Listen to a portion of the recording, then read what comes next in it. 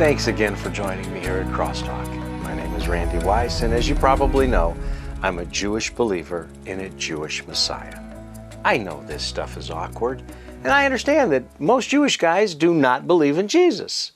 I also realize that most TV preachers do not challenge Jews in Israel to stop criticizing the Israel Defense Forces. And I know that it's not comfortable to suggest that self-hating American liberals can be compared to self-hating Israeli Jews. Nevertheless, I do believe that Israel is on a precipice. Our enemies are waiting to pounce. America seems poised to turn away from our only democratic ally in the Middle East. The United Nations will never cease to condemn Israel, and they'll continue to close their eyes to the Islamic terrorists next door. Even the liberal press in Israel has lost its way. A moment ago, I asked you my questions, and I really do want to hear your answers or your comments. Please take a moment and jot me a note. Send them to CrossTalk, P.O. Box 2528, Cedar Hill, Texas, 75106, USA. You can contact me through Facebook or visit my website, www.crosstalk.org. When you're at the site, be sure and ask for your free Israel Today subscription magazine. Here's the deal as I see it. Some diluted form of self-hatred is the only answer that can justify some radical dovish Israeli Jews in their regular condemnation of Jewish patriots. Their insatiable hunger for the elusive peace they seek is even causing them to lash out against the Israeli Defense Forces. Instead of identifying the core problems of Muslim hatred, some liberals in Israel can only find a voice to raise against those who defend their land. The same sickening foolishness is often spewed across liberal publications and mainstream media in America. I stand by what I said previously. In the name of tolerance, liberal Americans would share their bed with rattlesnakes to avoid being labeled intolerant. And that same fear appears to be influencing some left-wing liberal Jewish politicians and their promoters in Israel, who demand land for peace deals and seem proud to defend their murderous enemies in the name of tolerance. I'm convinced that this is the height of Jewish self-hatred, and it is a bad bet. It's like gambling in a rigged casino. By the way, all casinos are rigged. All odds serve the house, and gamblers support the casino in the long run. The bets being placed on the wheel of the land for peace game will never be won by Jews. God did not give the land to our enemies. We have no right or reason to gamble it away on promises from liars. God helped us take the land long ago, and according to the promises that He gave to our forefathers, it belongs to us. God is against us giving away His inheritance. And God is against the internal division that threatens the peace He would give us if we merely trust Him. A house divided cannot stand. Everyone knows the odds are against it. It's self-destructive. If you hate yourself and all of your enemies hate you, who's going to love you, baby? If the liberals of America and Israel are waiting for Telly Savalas to give them a sucker, tag, you're it. Here's the deal. Self-hatred changes the odds. It's unhealthy, and it prohibits a fair fight. Do the math. 2 against 1 brawls rarely end well. So this message is to self-hating Jews and self-hating Americans. Seems to me, self-hatred serves one's enemies much better than oneself. What do you think? Am I overreacting? Is my view too rigid? Do you believe the tiny speck of land known as Israel should be further divided? Should Jewish civilians be forced to live alongside the avowed enemies of the state of Israel? Somehow, if you believe the two-state solution will bring peace, I want to hear enjoying how you feel the plan might work. In just a moment, I want to dig back into the CrossTalk archives to pull up a segment with an old friend, Dave Hunt. Dave has some pretty pronounced views about the Middle East conflict, and I think you'll find them challenging. Please stay tuned so you can tell me if you disagree with either of us. Now, by the way, I read all the letters that come in. You can mail your comments to me, Randy Weiss at CrossTalk, P.O. Box 2528, Cedar Hill, Texas, 75106, USA. You can reach me through my website, www.crosstalk.org. And when you're there, you can propose your comments at my blog. Calls are received at 800-688-3422, toll-free from anywhere in the U.S. or Canada, or you can jot me a brief note through Facebook. However, whatever way you want to get to me, please send me your message. I want to hear from you. Oftentimes, terms are used and they sometimes go by people, and I want to make sure that everyone understands. When the term is used, PLO, explain what it means and give us a little history about this incredible organization. Right. PLO stands for the Palestine Liberation Organization. That was 1964. It was founded. Now they talk about we've got to move the borders back to 1967. But wait a minute, what were they liberating in 1964? And even in their charter, I think their charter is clear what they're attempting to accomplish. Well, their charter says the annihilation of Israel. It must be eliminated.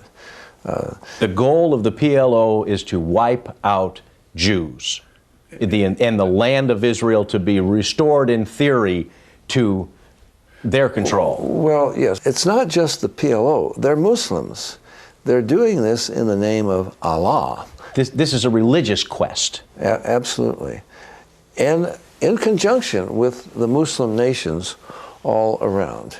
Here's what the Minister of Foreign Affairs of Egypt, his name was Muhammad Salah ad-Din. This is what he said about the return of the Palestinian refugees, because this is part of a major goal of the PLO.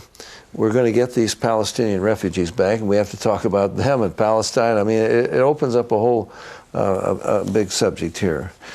He says, quote, "Let it therefore be known and appreciated that in demanding the restoration of the refugees to Palestine, the Arabs intend that they shall return as the masters of the homeland.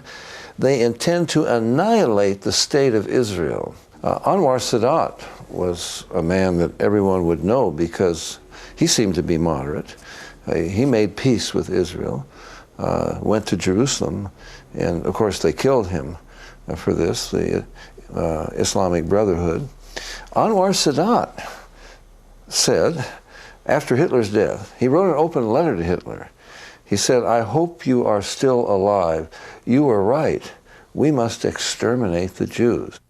When you mention Egypt, it's sort of viewed as a more moderate country, closer to Western standards in the eyes of some people. I think it's really important that you share a little bit about the truth of some of these origins, even in Egypt. Yeah, Egypt is the largest Muslim country, by the way. Yeah, they have the Al-Azhar University there in Cairo, which is really the authority for Islam, although Mecca is in Saudi Arabia, and this is where Islam began. But that's nothing unusual. Let me quote, for example, here's a columnist in Egypt writing in Al-Akhbar, which is one of their newspapers. This was April 18th, 2001. He said, quote, "Thanks to Hitler, blessed memory, who on behalf of the Palestinians revenged in advance against the most vile criminals on the face of the earth. Although we do have a complaint against him, his revenge was not enough." That gives you some idea of the mentality. Let me go back. Can I just quote a few others? Sure. I think we need to understand what these people say. This is Azam Pasha. He was Secretary General of the Arab League. I'm going to go back to 1948 now. This is the day after Israel declared its independence. May 15th. They declared independence May 14th, 1948. quote, "This will be a war of extermination and a momentous massacre which will be spoken of like the Mongolian massacres and the Crusades." Okay? Maybe we ought to say a word quickly about the Crusades. Sure. Because they say, wait a minute, what about the Crusaders? We're only doing what they did. No, what the Crusaders did, they did it in disobedience to Jesus Christ, disobedience to the Bible, and in contrast to the example of Christ himself. What the Muslims do, they do it in obedience to the Quran, the Hadith, in obedience to Muhammad, and in obedience to his example. This is Nasser, President Nasser of Egypt. This is October 14th, 56, because they had a war in 1956 as well. He said, quote, "Our hatred is very strong. There is no sense in talking peace with Israel. There is not even the smallest place for negotiation." This is Hafez Assad in 67 now, in the time of another war, just before the war, in fact. He was at that time defense minister of Syria, and then he became a dictator, took over. He said, quote, "The Syrian army with its finger on the trigger is united. The time has come to enter into a battle of annihilation." See, we've never been up against an enemy like that. They want to take over your country, or they want to subject you, or whatever. Annihilate you? I don't think most of our audience, it won't click yet. We can't imagine someone wanting to annihilate you. Okay, thanks for rejoining me here at CrossTalk. Look, I am well aware that strong arguments exist to ensure beneficent treatment of poor, alienated non-Jews living in Israel. This is right, this is good, this is proper.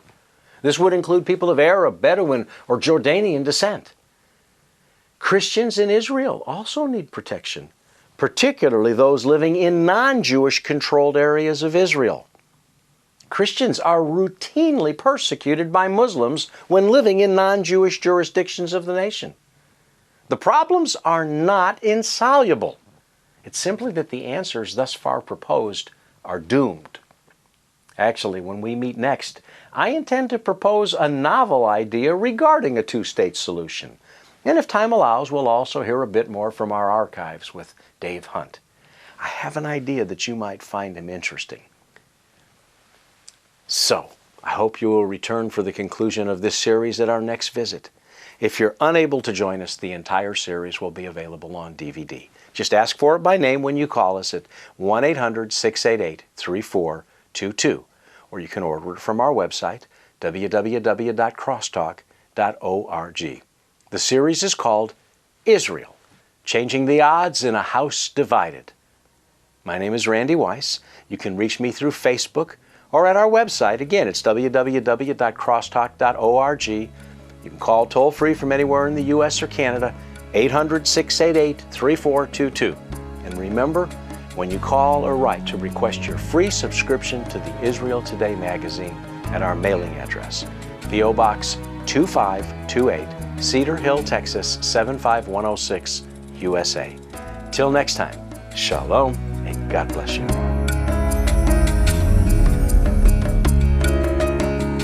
Because he loves me, I will follow him. Because he loves me, I will follow him. Because he loves me, because he loves me, because he loves me, I will follow him. Because he loves me, I will follow